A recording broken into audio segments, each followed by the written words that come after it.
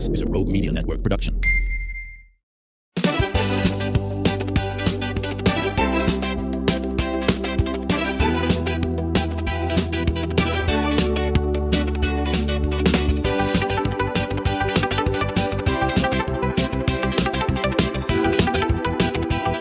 Back to the show. Today, we're going to take a journey through the rich history of the Lone Star State with someone who spent decades uncovering the stories that shaped Texas. Myra Hargrave McIlvain is an accomplished author, historian, and researcher whose work has brought Texas history to life for countless readers. Now, many Texans have unknowingly encountered her writing while traveling the state. She's researched and written numerous official Texas historical markers. Now, those, of course, by the Texas Historical Commission, preserving the stories of communities and landmarks and remarkable individuals for future generations. But we want to talk about her latest novel. It is The Knotted Ring, which blends meticulous historical research with compelling storytelling, transporting readers into another era while exploring the timeless themes of family and faith and resilience and belonging. Whether she's writing fiction or documenting history one marker at a time, Myra has a remarkable gift for making the past feel alive. And I'm so delighted to welcome you to the show today, Myra. Thank you. First of all, tell everybody where you're coming to us from. I'm in Austin. Okay. State capital. Very good place. Good place to sort of center yourself. Well, let's talk about The Knotted Ring. I had an opportunity to be in a book club that just did our little review of your book, and you got to be with us, and so that's how we met. But this is kind of your story at the heart of it, isn't it? It's a little bit of my story, yeah. A little bit of the pain that I discovered about my ancestry. Well, and so I had to write about it. I changed the story considerably when I wrote it, but I just felt compelled, and I have never written anything about my family before. But this was something I used what happened with my family and then turned it into a different story somewhat. Well, without giving away too much, what is it you hope that readers take away from your novel, The Knotted Ring?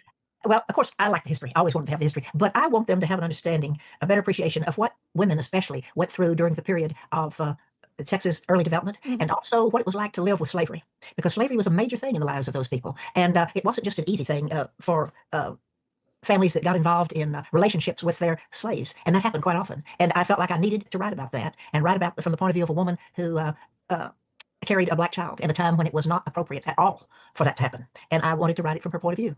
And that's exactly what I did. But I had to blend it in with the early settlement of Texas, because this colony that she came into Texas, actually she came from Louisiana into Texas, was the first Anglo colony that settled Texas. So it was primitive when they arrived. And they started from scratch. Well, if you really think about the hardships and just how strong and resilient the settlers had to be. Yes. Yeah. And they had to be smart to make it work, and they had to be tough to endure it. And the women had to be just as tough as the men. In fact, sometimes I think the women were tougher because they were supposed to be proper during all of that, remain proper while they were struggling with just surviving. Well, and your heroine, did come from I guess you'd say an upper class. Yeah. She grew up on a plantation. On a plantation, yeah. Yeah, in Natchitoches Parish, Louisiana. And then she came from there into Texas. Okay, so historical fiction, is a balancing act of fact and imagination. So how do you decide where history ends and storytelling begins? I stay with actual history, but I put fictional characters into that, whatever the era happens to be that I'm writing. And they are actually moved around by what's happening in their lives. That's what's happening in the real history that's going on. And so I try never to do anything that makes up an event that would have been a historic event. I try never to make up anything like that. The people are the made up characters. And then there's a lot of reference to the real characters in the time. But I never am comfortable to write from the point of view of, say, Stephen F. Austin, who was the impresario of that first colony. Now, he's talked about a lot. They see him in the story, but I never put any words in his mouth because I don't know what the man said. And it just doesn't feel right for me to try to write it from that point of view. Taking that kind of liberty. Yeah, that's just not comfortable for me. Yeah. I let him be seen through the eyes of the characters, and that's what I do with all of them. Well, and as you create these characters, again, it was a springboard, though, was actual people in your lineage. In fact, you used the same names. Yeah, I did. And it was. Should it be all right, you think, if I say that story? I don't know. Yeah. Go ahead. The thing that broke my heart. A number of years ago, my family heard that my fifth great-grandmother gave birth to a black child, a little black girl, in 1786, February 1786. And the way we discovered it was a woman, a researcher in Houston, had delved into her history, amazing woman, amazing researcher, and discovered that her ancestor was this little black girl who had been sold into indentureship onto a plantation in Louisiana. And she traced her ancestry back to that girl. Then she came to my family, not to me, I didn't even know about it at the time, but to a second cousin, and he gave his DNA. And that's how we finally discovered the story. Now, we have since discovered that it is written in a book about the family history, but that's something that's conveniently not shown up over the years, so nobody knew about it. But when I found out that had happened, and then that her husband and his brothers sold that baby into indentureship, it just killed me. I'd always felt like that family, the Hargrave family, didn't have slaves, and I was so proud of them for not. And then I found out this. So I wrote several books even after I made the discovery, but I just needed to write about it, and I wanted to write about it from the point of view of a woman that carried this baby. And of course, I made it up what happened to her. And my story is not the same ending, the same thing that happened to the baby that happened in real life. I was doing it. I was just charged to write it in my heart because I was so upset by it, and it kind of was cathartic. I was going to say, did you find it therapeutic to do that? Yeah, I really did. It helped a lot. Some of my cousins who do a lot of research told me that in that period, my fifth great grandmother was from Virginia, and her husband, who she married, was from North Carolina. And we think it probably was an arranged marriage when they discovered she was pregnant. We don't know what happened to the black father, whether he was killed or, we just don't know. Yeah. But cousins say that in that period, if a white woman gave birth to a black child, she could be fined up to $500. And that's a tremendous amount of money at that time. So that may have been some of the thing that prompted them to get her married off instead of leaving her right there in Virginia, because they took her to North Carolina where she married, and it was she married in December, and this baby was born early February. It was a quickie. Yeah, it was a real quickie, and I guess you'd call it a shotgun. I don't really know, but So also interesting. in the history now that we know about, of course, we have all the children that survived. She did not have a child for 3 years, and then she had 10. So my cousins and I think we made this up. We think she was awful mad at him, Mhm. but Well, we believe that. the thought of a newborn baby being ripped from the arms of the Oh, mother she loved it. is And then just into horrific. indentureship. I mean, God, Right. that's what killed me, to think they would do a thing like that. Yeah. So anyway, I kind of broke my bubble about my family not having slaves. Well, I mean, as you say, I think it's important that we look at this aspect of our history and write about it, and it's That's important. the way it is. Yeah, it's so important. Well, you have researched many a Texas historical marker inscription. So how did all that happen? Uh, How did that come about? I lived in the 1970s on the Texas coast in Port Lavaca, Mhm. and my husband was a CPA, and he was a part of a firm that sent him down there to open a little branch. And so we lived down there in the 1970s, and I did a lot of research at that time for our church. The history of our church. Somebody had burned the archives because they were just old yellow papers. So they just archives. So Oh they my goodness. asked people on that. So I was doing a lot of research. Yeah. And anyway, because of my research and the things I discovered, I was getting ready to move to Austin, and I was asked to talk to the County Historical Commission about my research on an old bell that had been down at Old Indianola, that old seaport that blew away. Well, because it was just Indianola was just right down the coast from where I lived in Port Lavaca, so I was very interested in that history, and have since written 3 books about it. But anyway, after I finished talking, the chair of the historical commission down there asked me what I do in Austin, and I said, well, I've got to have a part-time job for 3 years so I can keep writing. And if I can't make it in 3 years, then I've got to get a full-time job. And he said, the historical commission is always needing people to write markers. I will call them. And he did. And I went in to see them as soon as I arrived, took samples of my writing, and they didn't even look. They hired me on the spot. I went home with history for the first marker. And I never knew what that guy said, but it must have been good. And so for 6 years, I wrote historical markers, and I loved it. It's like working a puzzle because they have to be written with a minimum and maximum width of the page and length of the story. You have to count the letters and the spaces, and they all count different amounts. And have to do it in chronological order, and you have to do it in active voice, and it has to be in the written on a 4th grade level. And I've always said I'm really good at 4th grade level. So, Well, that's what broadcast writing is, also on the 4th grade level. 4th So, grade yeah, level. Well, right. that's what you have to. So anyway, I loved it. It was really fun to do it. That is so fascinating, because we've all seen, and I'm one of those, let's stop and read it. I always want to pull off and, and see what interesting thing happened at this spot, seemingly in the middle of nowhere, real people really write those. actually do that. And we're talking to one right this second. So what was the first one you did? Do you remember? It was the Battle of Plum Creek, and it is a marker that is in Lockhart, south of Austin. Right. It's right on, as 183 goes through Lockhart. There's a park. I forgot the kind of name of the park, but it's right across the street from HEB. Anyway, that was the first marker. And I remember it because I went home with it that day with the history so I could write it the day I was there. And it's just always, I've pulled it many times and looked at it again, but it kicked it off for you. So did you come up with this, or did somebody say, oh, there was a battle here? Or how Oh, did you even know about it? it's involved. The marker is a long process. Okay. If you want marker, you go to your local historical commission, the county commission, and they have to approve whatever it is that you have, and you have to do the research on it. Then they approve it. Then once they do, they send it to the commission. The governor appoints, it used to be 5, and I guess it still is, people who look over it and see if it looks suitable. Then if they say yes, it goes to the historical commission, and the director of research again looks at it and says, is it accurate? And once that's the case, they give it to the marker writer. And then it goes back through that entire process before the marker writer gets paid. Has to be okay by everybody. Well, lots of But eyes. There's lots of editing involved, I guess. Yes, when it- a lot of it. Yeah, And so interesting. that's why I didn't have to come up with it or even do the research on Right. it. I just wrote the markers. Oh, okay. All right. Well, there is quite a lengthy process then Yes, before. yes.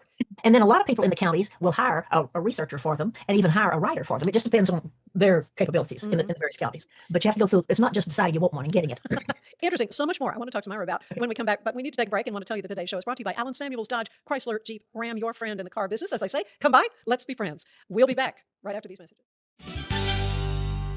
We're celebrating the declaration of deals at Allen Samuels in Waco. Right now, get $13,000 off a new Ram 1500 Lone Star, plus 2.9% for 72 months. Cash in on $13,000 off a new Ram 2500 Laramie Crew Cab, or choose 0% for 36 months, plus no payments for 90 days. Feel secure with America's best full-size truck powertrain 10-year, 100,000-mile limited warranty at Allen Samuels. Come by. Summer isn't over yet. Make every last splash count at Waco Surf. Catch perfect waves, float the lazy river, or relax on the beach while the kids make unforgettable memories. Stay in their hotel or private cabin, or hook up with your RV. Located just 90 miles from Dallas and Austin, set on 450 acres in the heart of Texas. Waco Surf is unlike any other water park around. Before school starts, give your family one more epic adventure. WacoSurf.com. Book your stay today and catch a wave. Cleanse your body of accumulated toxins and embark on your wellness journey at your own pace. At Global Healing, we provide premium supplements to help your body heal naturally. Start your healing journey today at globalhealing.com and organichemp.com.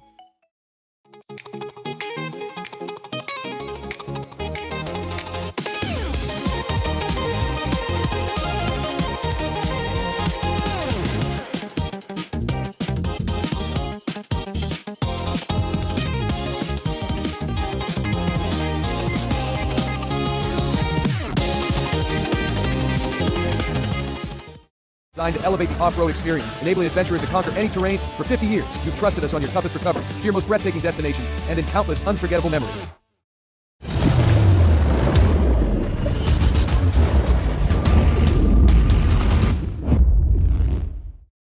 At 4U Health, we believe wellness and lab testing should be accessible, inclusive, and yes, fun. With our tech-powered at-home lab test, you save time and money while feeling your best. 4U Health. Visit 4uhealth.com today.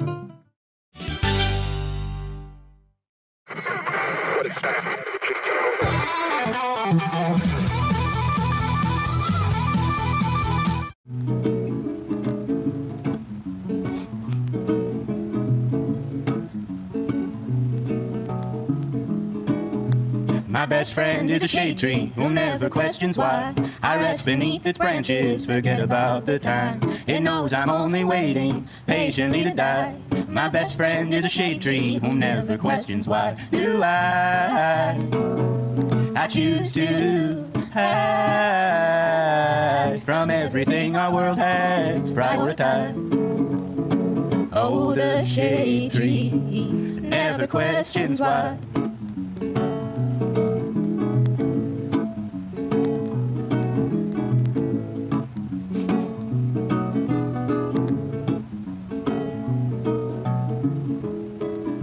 The turning of the seasons won't change my mind. Now cover me with snow and leaves, here is where I lie. While others are bathing in brilliant sunshine, well, I prefer my shade tree, who never questions why. Do I choose to hide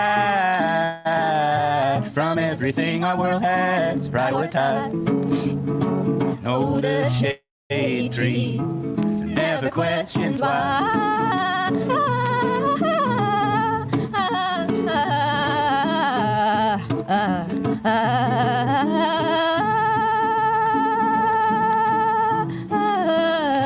Your tears, all the money in the world won't dry my neither love, no. See, we've had too much, and our words won't do enough. All the money in the world won't dry our tears. Throats are burning beneath the sun. Allow the smoke to take hold of my lungs.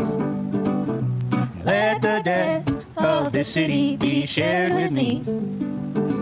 Take me from all these things I know I'll never need. All the money in the world won't dry your tears. All the money in the world won't dry mine either, love, no. See, we've had too much, and our words won't do enough. And all the money in the world won't dry our tears.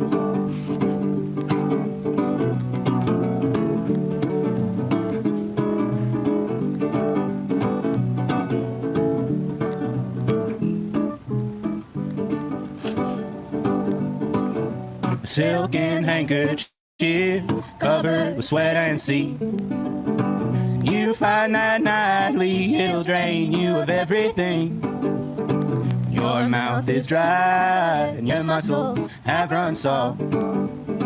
Is this where you wanna sleep? Do you dream of being better off? You best burn the bedspread, them sheets that lie beneath.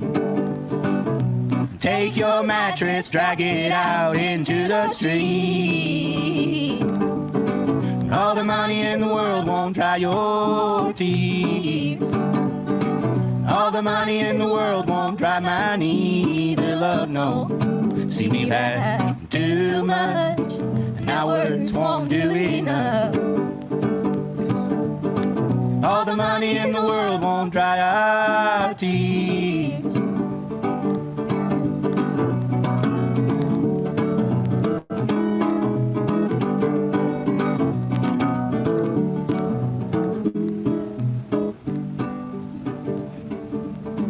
All the money in the world won't dry your tears.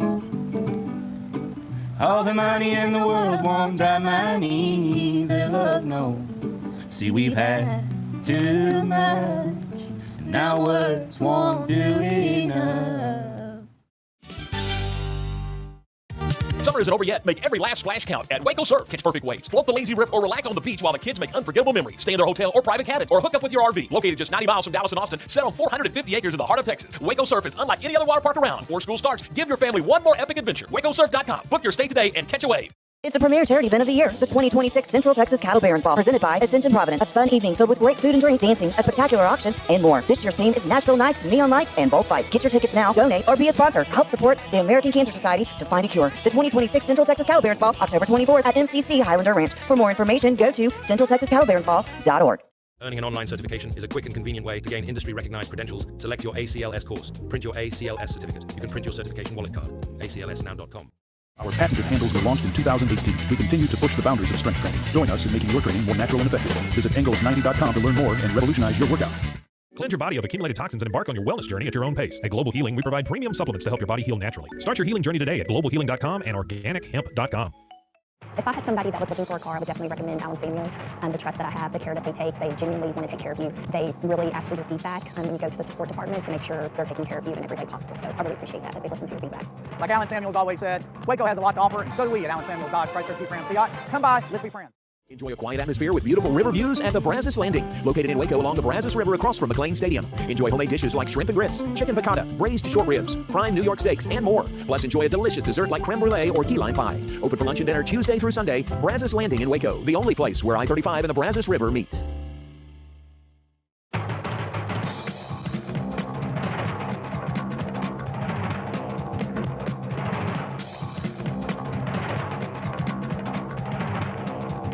Like Allen Samuels always said, Waco has a lot to offer, and so do we at Allen Samuels Dodge Chrysler Jeep Ram Fiat. Come by, let's be friends.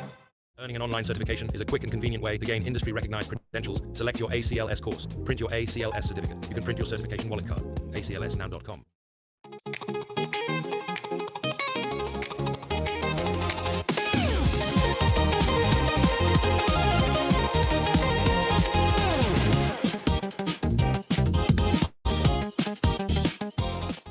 Designed to elevate the off-road experience, enabling adventurers to conquer any terrain. For 50 years, you've trusted us on your toughest recoveries, to your most breathtaking destinations, and in countless unforgettable memories.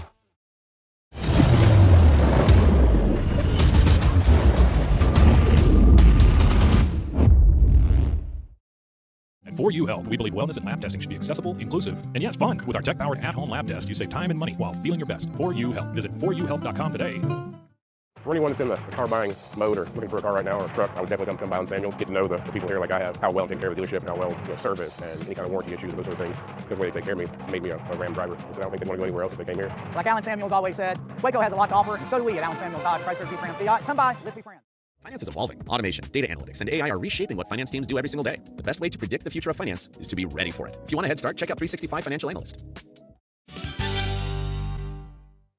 And we are back with Myra Hargrave McIlvain, who has written a book. It's a historical fiction, The Knotted Ring, based on really some characters in her own lineage, and looking back at her family history. Kind of a little bit of a surprise, I think, when you learned some things about your family. But it prompted you to, almost in a way of therapy, to write, to come up with a storyline. And at first, when I started, I thought this is pretty improbable. You know, I was having a little bit of a difficulty buying into it. But then, as you did such a beautiful job in writing the story, in your storytelling style, that I was believing it. And what we haven't talked about is what the knotted ring is, and how that played a role. You know, what is a knotted ring? Well, a knotted ring was they used in the 19th and earlier than that century, 18th and 19th century. People did mourning, used hair of the dead person to do mourning rings, and I'm sure many of you have seen pictures with these beautiful, intricate flowers woven from human hair and jewelry made of human hair. Maybe not, but that's quite. In fact, I found out just recently that until recently, I think it was Kansas City had a museum of mourning paraphernalia. As an M-O-U-R, mourning. Yeah. M-O-U-R, yeah, mourning, mourning. yeah. Grieving, that kind of. How interesting. I really was not familiar with this. Yeah, well, I have seen other pictures that have been framed of work that's just intricate twisting of hair, and it looks almost like metal sometimes, because I don't know what they put on it that makes it kind of shiny. But I wanted to do something in this book that would carry through, and this girl's, the protagonist's lover, used her hair. She gave him her cut off her braid and gave it to him, and he wove this thing with delicate little knots and made a ring out of it and gave it to her because he knew they were going to be separated. And so she kept that as a treasure. And I wanted to have something that just fit for it to be an image that went throughout the book, clear to the very end of the book. And it just seemed appropriate to name named the book then The Knotted Ring. Well, it's beautiful. I mean, you are a remarkable writer, and thoroughly enjoyed it and highly recommend it. It's available on Amazon Books. I think so. Where I picked it up. But you are also a writer for the Texas Historical Commission of these wonderful roadside markers. And so I want to kind of go back to that part of your career. Have you ever uncovered a story that maybe changed your understanding of Texas history? Well, one, Rabbi Henry Cohen of Galveston was a little bitty man, about 5 feet tall, brilliant, spoke about 19 languages fluently, and he arrived in Galveston in 18. Oh, shoot, I think it was 60 something. I wrote a marker about him. And he rode about town on his bicycle. He wore black suits, white shirts, and white bow ties, very formal. And then he wrote all his sermon notes and appointments on his cuffs. He went to see everybody in the jails and in the hospitals. He didn't think there was any difference in any people. He was loved by the prostitutes as well as the important people. He was known all over the country. And finally, he was the one that wealthy people on the East Coast, concerned about Jewish immigrants coming into the large cities, especially New York, and not having jobs and not being able to speak the language and just living in abject poverty. These wealthy Jewish people were ashamed of that. And so they arranged to have ships miss New York and go down to Galveston because they knew about Rabbi Henry Cohen. And he met them, and he met over 10,000 families that he got settled all over the Southwest because people would let him know if they needed a haberdasher, if they needed a seamstress or whatever kind of job, and they would come in on the ship. He would put them in a hotel to get them cleened up, and then put them on a railroad and send them to the towns. And he made a tremendous difference in the settlement of the South and West part of the country. And there's so much to tell about him he was one of the inspirations for me going on and starting. When I was writing markers, I started writing books that became guidebooks, and ended up with 3 of them published by the University of Texas Press. And it was his story. And not being able to get the Commissioner's Court in Galveston, who wanted that marker to put all the stuff in it that I wanted in it, instead they wanted to say whereas and whereas and whereas and make it boring. Right. And so that prompted me to start writing these books that I ended up writing. I wrote 4 of them that were ended up being guidebooks so people could find what I was talking about. Okay, yeah, let's talk about some of those because you have them in several different parts of the state, right? But I don't think there's one here in Central Texas. Yeah, there is. It's is there called, one? Okay. it was, and it came out in 1980. Oh, okay. That was my first. Why you don't have it? That was my first book, and it is stories all around Austin. And I really was just going to write. My whole idea was to write these stories about these little towns and the interesting history there, when nobody could tell me what to write because I was having trouble with them saying, no, you can't write that, you can't write that. I was writing articles for the Historical Commission as well, and they would say, oh, you can't write about the Indians, they might get offended. Well, I like the Indians, so anyway, I was just aggravated. And then when I got Rabbi Cohen and I couldn't get them to say what I wanted in that marker, I said, I will just write a book. And my friend, who had already been an artist for another book of Austin mansions, said, well, I'll just do the drawings for your book. So we started out.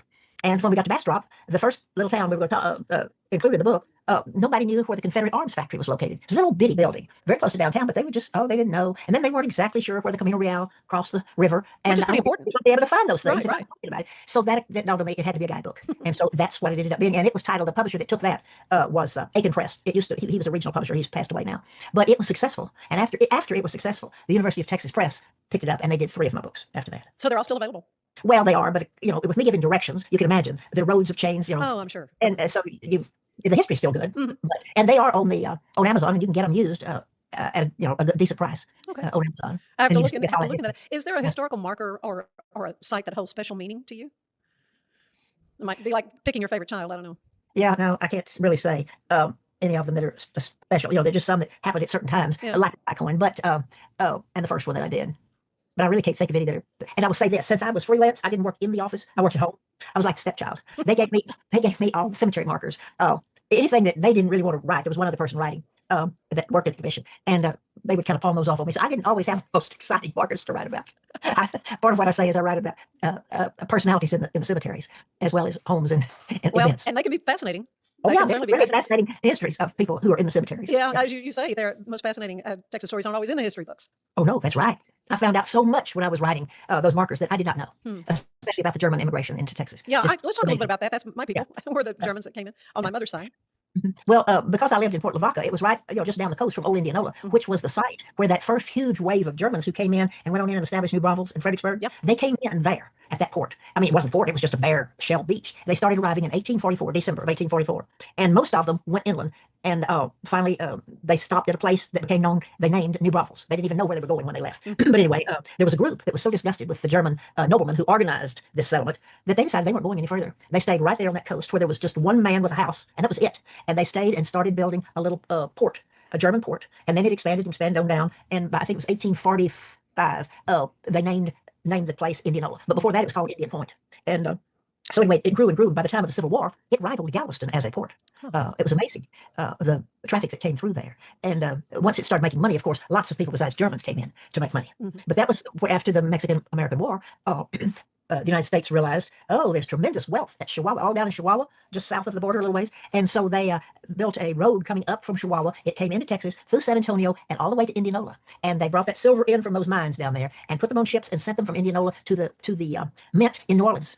And so that helped to really build the town to have that kind of growth coming in. And then when we had the discovery of gold in California, Indianola was a perfect place to come down the Mississippi and outfit at Indianola and go on the lower route to California instead of trying to go back. There was no Panama Canal.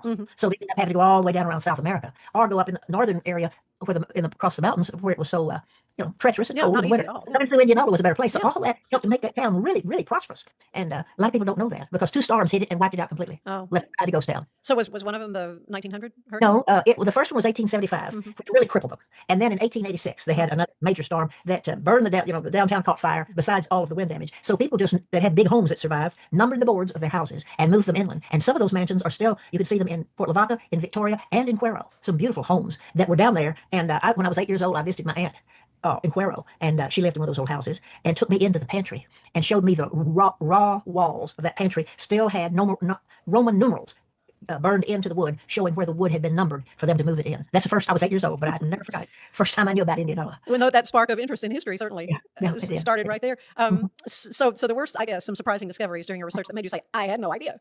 Oh, absolutely. Absolutely. Constantly discovering things. And it still delights me to find something else that I didn't know. But I ended up writing, my first book was called The Doctor's Wife. And it opens in 1845 after the first group had come in, but they hadn't really started the town that grew into Indianola. And she came, the protagonist came in as a young, really a bride, and stayed there. And that starts with her story. And then the next family would be her older sister, who came next, and that was the book called Stein House. And then after the storm destroyed everything, people kept saying, well, what happened to the family? Well, so many Germans settled in Washington County, where Brenham's located, because of the rolling hills, looked like homeland, rich soil. And so I decided to move them to Washington County after the place blew away. I think my grandmother at the Snilda Nugebauer, Queerum, what a name. came from Brenham.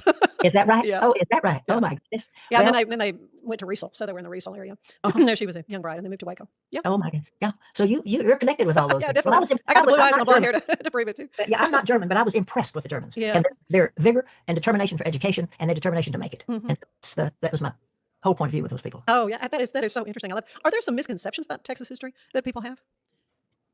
Well, it's You're not all doing everything you can to make sure they don't. It's not all purity and love. Yeah, I know.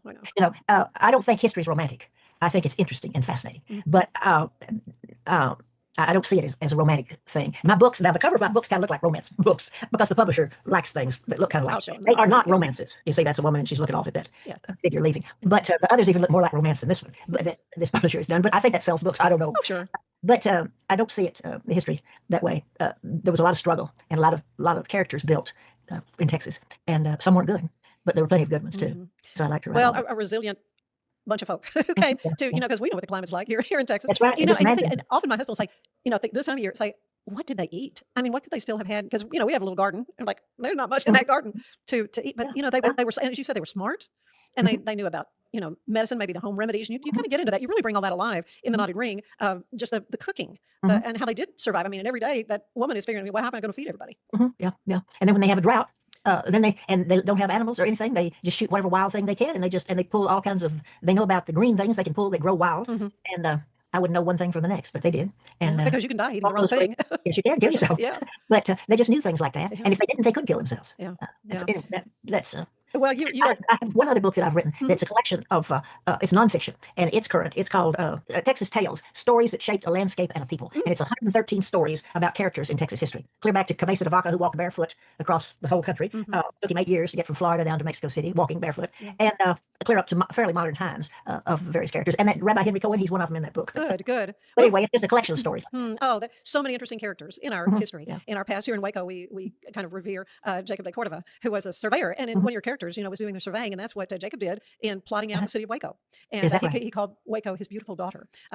He was a Jew who, anyway, he's got an amazing story. If you're not that familiar with Jacob de Cordova, Jacob's Well, if you've heard of that down I do. Yeah, that's named after him in Wimberley. But yeah, he made sure that there were spaces for churches and schools and parks as well in the plotting out of the city along Georgia ERAT. So anyway, the history here in Waco has got some amazing characters who did remarkable things.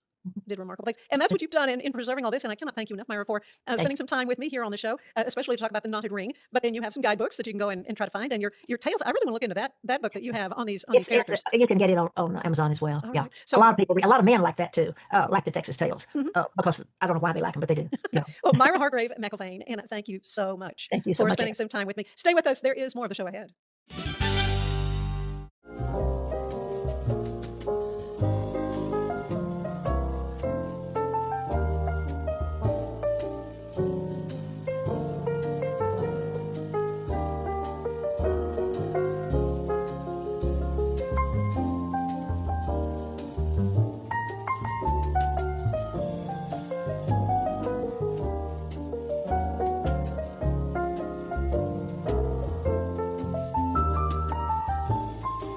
It's the premier charity event of the year, the 2026 Central Texas Cattle Barons Ball, presented by Ascension Providence. A fun evening filled with great food and drink, dancing, a spectacular auction, and more. This year's theme is Nashville Nights, Neon Lights, and Bullfights. Get your tickets now, donate, or be a sponsor. Help support the American Cancer Society to find a cure. The 2026 Central Texas Cattle Barons Ball, October 24th at MCC Highlander Ranch. For more information, go to centraltexascattlebaronsball.org. An online certification is a quick and convenient way to gain industry-recognized credentials. Select your ACLS course. Print your ACLS certificate. You can print your certification wallet card. aclsnow.com. Our patented handles were launched in 2018. We continue to push the boundaries of strength training. Join us in making your training more natural and effective. Visit engels90.com to learn more and revolutionize your workout. Designed to elevate the off-road experience, enabling adventurers to conquer any terrain. For 50 years, you've trusted us on your toughest recoveries, to your most breathtaking destinations, and in countless unforgettable memories.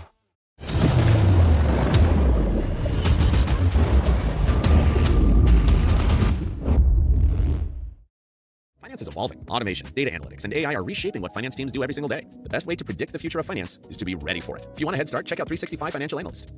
At 4U Health, we believe wellness and lab testing should be accessible, inclusive, and yes, fun. With our tech-powered at-home lab test, you save time and money while feeling your best. 4U Health. Visit 4uhealth.com today.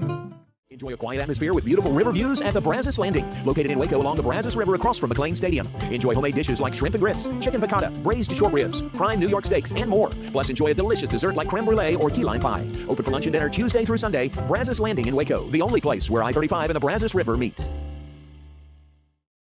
It's our declaration of deals, and savings are moving fast at Allen Samuels Jeep in Waco. Get a 2026 Jeep Wrangler Sport for just $32,990, or take $10,000 off a 2026 Jeep Grand Cherokee Summit. Or qualified buyers can get 0% APR for 36 months and no payments for 90 days. Don't stand still. Drive today.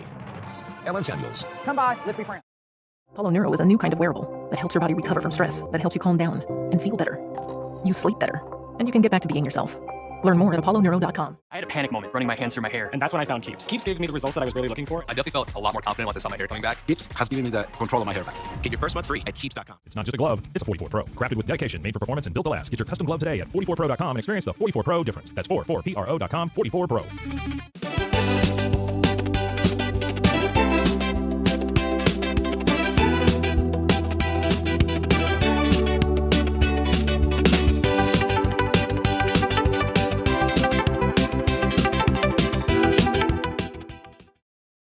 This is a Rogue Media Network production.